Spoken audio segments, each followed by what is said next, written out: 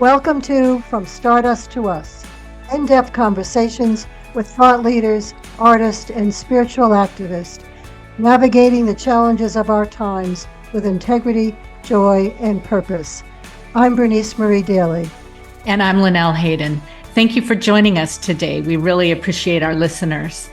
You can find us on YouTube, Buzzsprout, or any place where podcasts are found. If you enjoy our conversation, please help us reach more people by subscribing, liking, and commenting. So let's get into this week's conversation. Welcome to part 2, From Stardust to Us, The Cosmic Signal.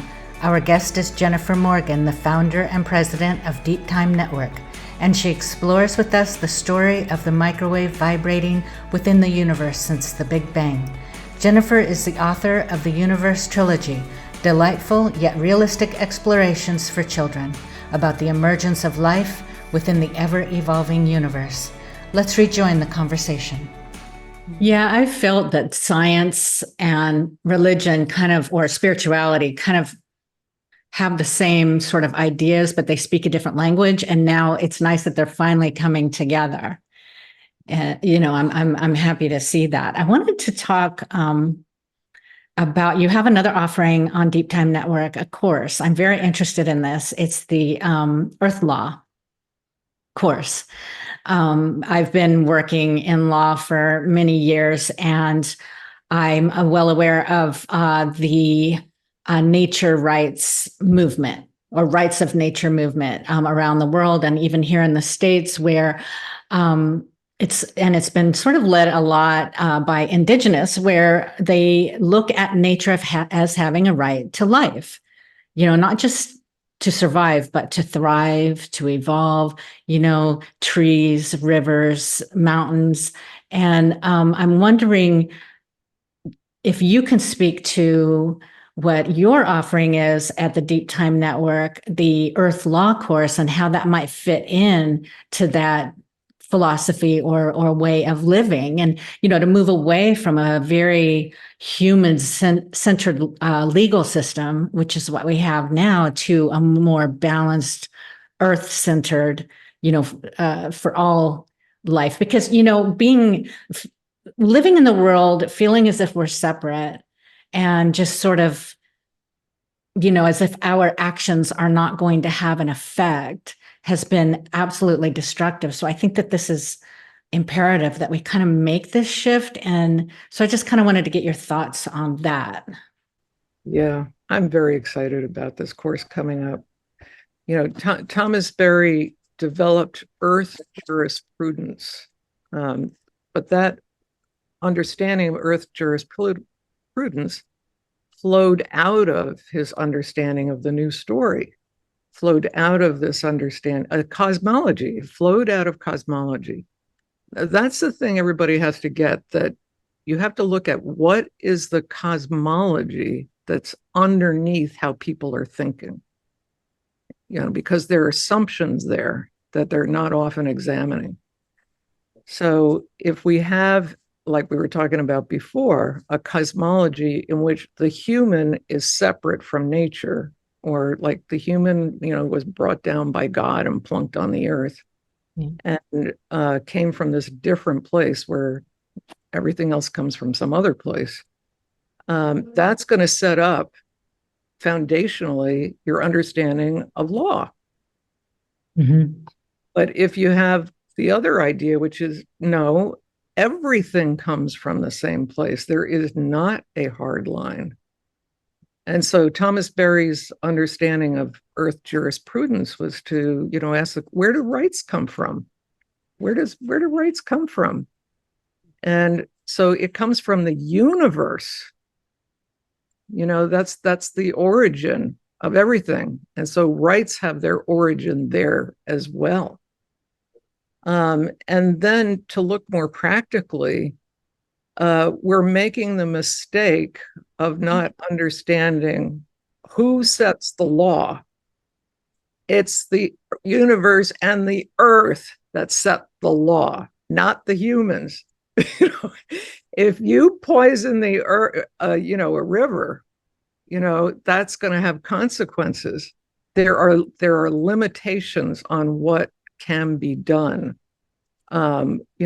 before you start to have negative consequences for yourself. So you have to start with the universe and the earth. The universe is our context. Thomas Berry said, the earth is our matrix. How can we damage our matrix, right? If we lose sight of the earth as our matrix, then where are we? We're nowhere. If you have this idea that humans can just do whatever they want, they can't. And that's what we're finding out now. So who's the real boss? Who's the real boss here? Earth, universe. We got to get it straight. Yeah, that puts a whole new meaning to the word dominion then, if we can make that shift. Exactly. It wouldn't mean domination and destruction. It would mean, caring for. Yeah, absolutely. Yeah. That's bringing some things to mind as we're speaking here. The question of dominion is certainly, at least how that's been interpreted for these few thousands of years. What a shift in that relationship that really needs to happen. And I was listening to the news, I guess it was yesterday, and there was this piece about water, that there wasn't enough water in areas of the United States and Mexico had set up in whatever year, many years ago, how the tributaries and reservoirs would be shared within this area. There'd be so many gajillions of gallons over here, and then water moved over there. And there was a problem because that's not happening. Sharing is not happening. And also, there's been major change in the climate and the population, the consumption of water, and the ways in which the water is moving now, and all these very many complicated, complex issues. But as I was watching this, which was very real and, definitely is something urgent in that sense of, we're not going to live too long without water, any of us, any creature here on this planet. No sense, however, of this legal right of water, if you will, or that sense that the sense of it being living was because it was important to me or to the farmers. It wasn't a living being with its own integrity or its own process, etc. It was a very utilitarian approach to the human of why water was important. And that's true. I mean, all that's not necessarily false. It is important. But I don't think that alone, or that perception alone, is going to allow us to deal with this very vast situations that are going to be becoming more and more present as climate change becomes more and more in our face, if you will. Yeah. I was just wondering if you had any thoughts about that. Well, we have to, Thomas Berry talked about coming into a relationship that is mutually beneficial for the earth and for ourselves. Mm-hmm. And, there is going to be, we do have to acknowledge the selfish aspect and how the consequences, right? Consequences for when we don't really have this understanding. Right. And that might be, and I think it is. I think that is happening, where people are realizing to some degree that we cannot do anything we want. Yeah. We have to look at the rules of the bigger system. Right. Yeah. Right. But that's really hard for us. it is Really hard for us. Yeah, because we haven't had to do that before, really, because it's only in recent times where we've really had to confront that on this grand scale, at any rate. Yeah, right. Yeah. Right. But Right. I just talked to our developer on the network lives in the Punjab in India, and he said it was 112 degrees there. Right. Right. And this is not the peak of the summer. Not at all. You Yeah. know, Some of these studies and articles are pretty frightening, where parts of the earth might just become, not habitable, or people have to go inside for long hours. I had this image in my mind, kind of a funny image when you were talking about Earth's rights and then the universe. And I was thinking, well, if the universe would have rights too, then wouldn't it? So we should probably clean up all of our space junk. I mean, that's the least we could do for it that's floating around the planet. I'm wondering, that was just my imagination that I share sometimes with Bernice. I'm wondering how you see the future differently. Is it imperative, I think, for our survival and the survival of the planet for us to have this new cosmic story, or is it enough to make the shift to an Earth-based, interconnected system if we can make that leap and not feel so separate? right. Well, I think, what I've seen is people have different portals, Mm-hmm. they go through to have their own awakening about who they are and how they relate to the world and how it is going to affect their behavior, right? So I think there are some people who are more earth-based, I would say, and who resonate with, the idea of the whole earth as an integrated, like an organism, acting like an organism, along the, Right. Right. James Lovelock and Lynn Margulis. And that's a wonderful way to come in. There's some people who are going to come in through the, cosmic story and then realize the preciousness of Earth within that bigger cosmic story. So I think there are just a lot of pathways. I've seen this so many times. People come in through different pathways, and, Mm-hmm. and we have to honor that. We have to Mm-hmm. honor different pathways. Mm-hmm. But the idea of, seeing the universe and in this way that we're talking about it is really so foundational. And the children get it. Yeah. The Yeah. kids actually get it very quickly. Yeah. Sometimes. Now, I have had the experience where some adults, they get kind of terrified when they think about the universe. It's like, oh, I really don't want to think about that. That's too scary. Oh, that's interesting. Because it's so big and they feel like they're losing their sense of grounding. Yeah. I've had that happen. I've seen that a number of They times. feel so tiny, tiny, tiny, tiny in this vastness. Exactly. Yeah. Yeah. Yeah. Yeah. But I would say that that's probably something within them that is recognized. They're tapping into something within themselves there. Right. Well, and it's our conditioning too to think that Earth is the center of the universe, and even from old, the religions and science used to think the sun and everything revolved around the Earth, and so it's kind of our conditioning as well in a way. I think. Yeah, it's unsettling. I mean, I've had my own experience of being unsettled, but Yeah. that's actually part of the journey. I was going to ask you exactly Yeah. about that. I was Yeah. going to ask you I was thinking of it in terms of suffering.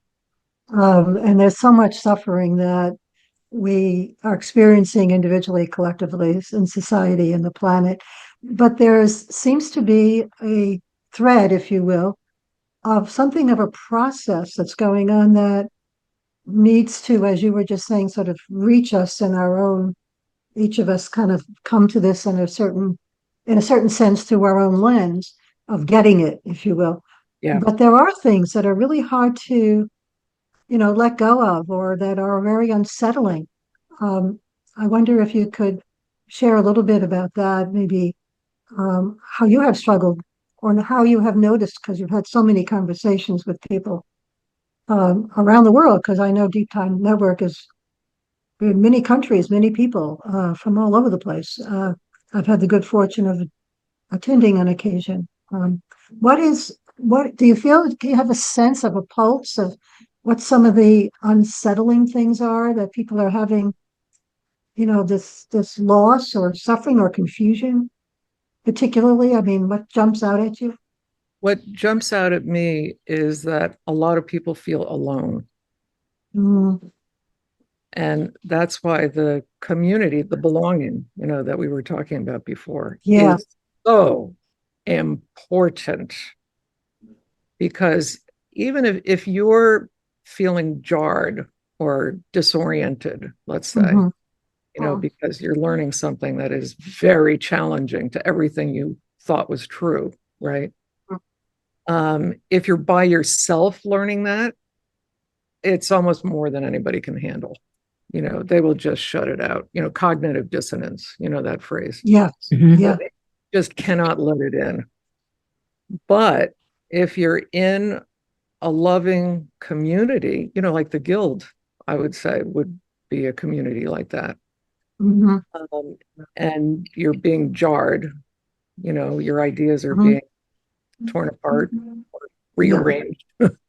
Yeah. uh, you can handle it much better. And that's why the community, we need community in so many different forms. We need to know our neighbors.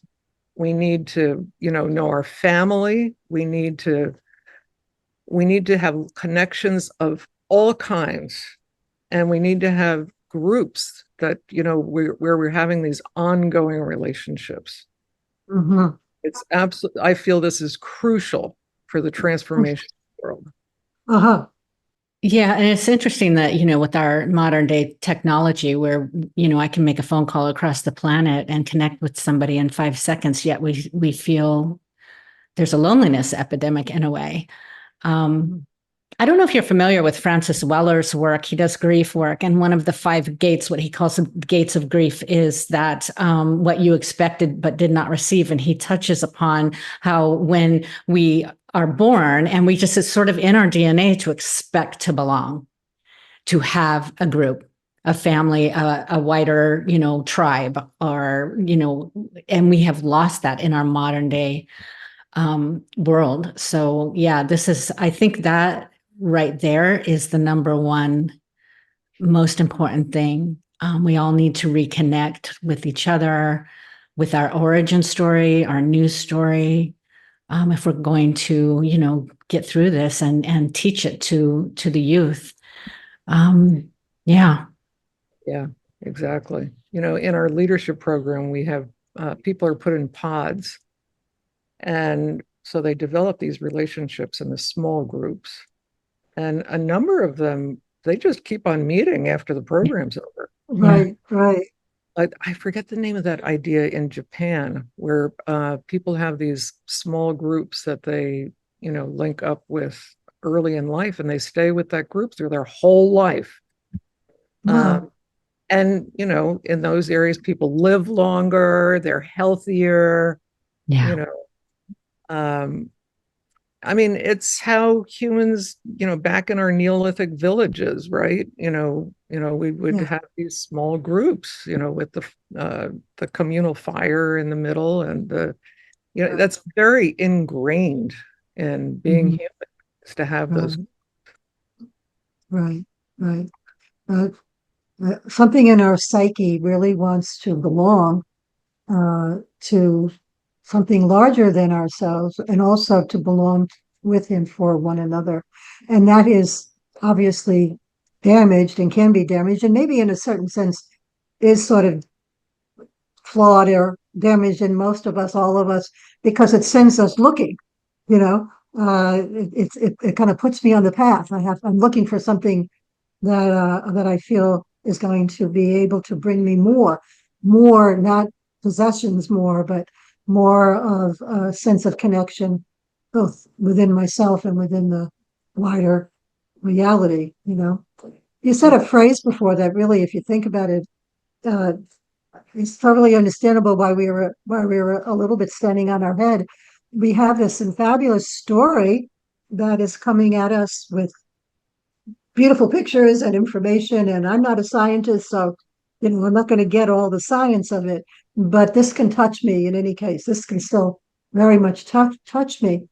Um, and then that science within the scientific world isn't necessarily accepted by the mainstay scientific world of the mechanistic universe. So there's this older story and this newer story within the science language or science conversation. And then I don't know, 500 years ago or whatever it was, we had a major break between faith and reason, and it seems to me that something that core is exactly what's coming together. That I see Teilhard talked about that it's not. It came up in conversation the other day at the very end of the meeting that I was able to join you on the other day.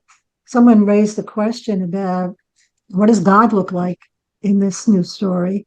And there was an eloquent response. I wish I had a recording of what that woman said, but what I'm remembering, and maybe you can jump in and jog your memory about it, but it was like there's it reminded me of a new language of coming together, becoming bilingual in a way, that the breakup of what we know scientifically and what we know and experience within our own inner self, and that there is a coming together around both of these. It's not. I don't think Thomas Berry would say it's two stories, a scientific story and a separate spiritual story. Teilhard wouldn't say that either. I think they would talk about it. I think about it as becoming bilingual, a way in which I could speak about this from a spiritual perspective, in a way in which I can connect through what science is offering me. And in a certain sense, they're both saying the same thing in their own language. And what you said before was something like, everything that we know about reality is being challenged. All the things that we thought, the way the world worked. It's not the way the world works. And yeah, no wonder we're confused. It's such a profound shift. I love Shift the of way you're using consciousness. the word bilingual. That's a Uh-huh. great way to talk about it. Yeah, Yeah. yeah. And many of us are so gifted linguistically. I am not, but it helps me to think about it that way.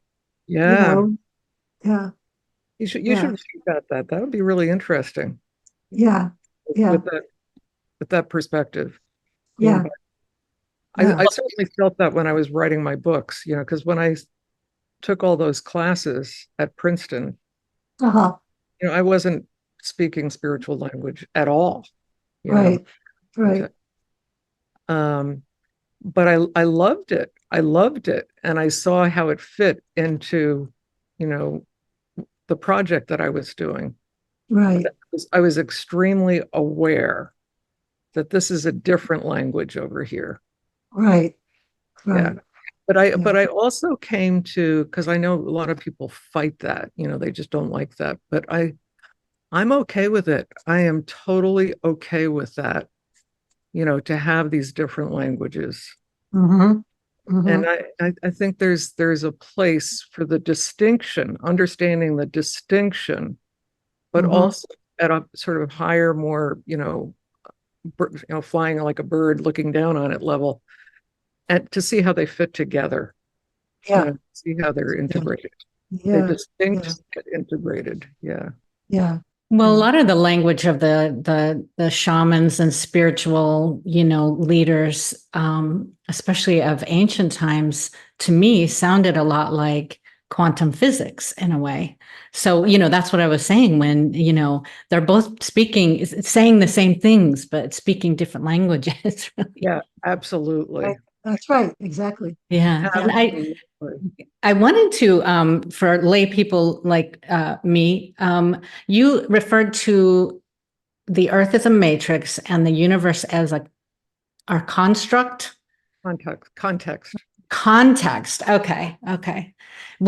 So can you just kind of, in layman's terms, like differentiate those two for? Okay. So The universe is our big context. Everything is within the universe. Everything. Okay, because that's the context without a context. It's the biggest context. The matrix, the Earth as matrix, it's like, we're in this substrate. The Earth is our substrate, but it's even more than that, because we actually are the Earth. We're actually coming out of the Earth. What is it? Brian Swimme talks about molten lava, singing opera. Right, right, right. So, we're using words here to try to describe something, and all the words don't totally nail it. You know what I mean? Yeah. But Earth is our most immediate reality, right? And we're completely dependent on it. There's no other place we can go. Not yet, anyway. I was going to say, wait a minute. And would we want to go there? Would we want to go? And it would take a hell of a long time to get there. So I'm not sure our carbon-based bodies is going to make that. So that's another question then about AI. There's a few people I'd like to ship off there, but that's another thing. I'll stay here. Yeah, exactly. Yeah. Either no wonder the phrase Mother Earth, I believe, is from my recollection from way back when I was exploring this in more detail. Mother Earth was the only or almost only expression that is still used in common language from the earliest times. From Mother Earth, that phrase, Mother Earth or Mother Nature, and you'll still even, not always in a good way, hear it on television, on the news station. They won't say Mother Earth, but they will say Mother Nature is doing, but usually something they don't like a storm, right. Lightning, right? Tsunami. Well, that's a whole other conversation we can have.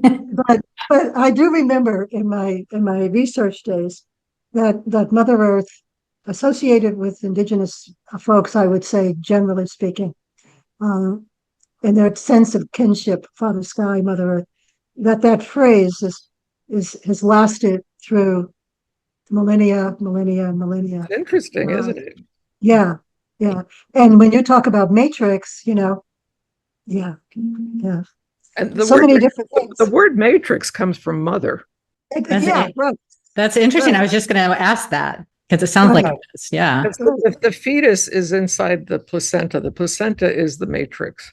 So the placenta is giving all the nourishment, the baby is growing, inside that matrix.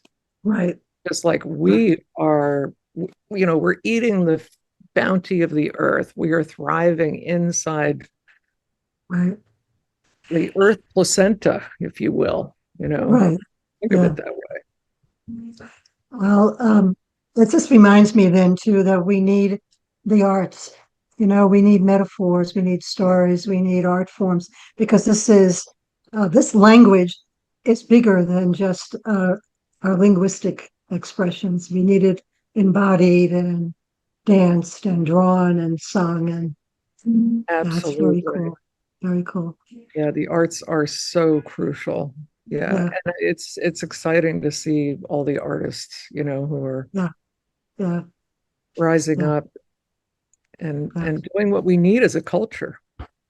Yes, we need artists to paint and sing our new story. Yeah, absolutely. Ritual. Yep. So Jennifer, I want to be respectful of your time. We've kept you over. This has been really thank you so much. Fascinating. I'll just give you a quick question we can end with. What are you excited about for the future with regards to the new story and what's coming? What do you see coming? I'm excited about the awareness that I see increasing. I mean, if you look at the map of the members, who are on the Deeptime Network, they're all over the world. Mm-hmm. So that tells me this is something global.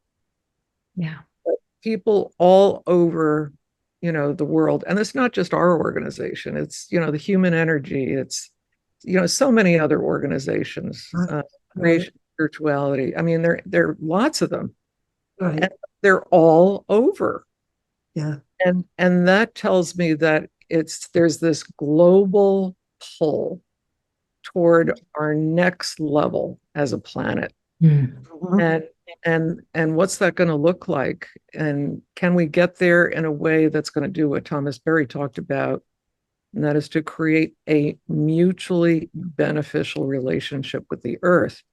And it's even more than just, beneficial. It's thriving, like, excited, thriving. What Teilhard de Chardin talked about, unleashing our zest for life. I would love to see our planetary unleashing of a zest for life, as opposed to destroying each other. Yeah. Is happening in so many different ways. But in the, destruction is also part of the story. So that's the other thing. And we have to look at where is the creativity? Where is the creativity that's happening now? What's trying to be born? And how can I align with it and be part of it? Wow. And so we need to look for that everywhere. It could be like a person next door, it could be anywhere, or the land nearby, or, they're just all different ways where creativity is happening. Right. And find ways to align with that. Wonderful. Because we love the earth. We love what's happening. Yeah. Keep it Thank you. going. Yeah. Absolutely. Jennifer, is there a way folks can get a hold of you? Is there a website that you would like to tell us about, and we can maybe print it in the cover? But what would you like to tell our listeners how to get a hold of you? First of all, the Deeptime Network, I would love to give them that. So that would be www.dtnetwork.org. Wonderful. Wonderful. And I have to say, I've been to your website, and it itself is a work of art. I really love it.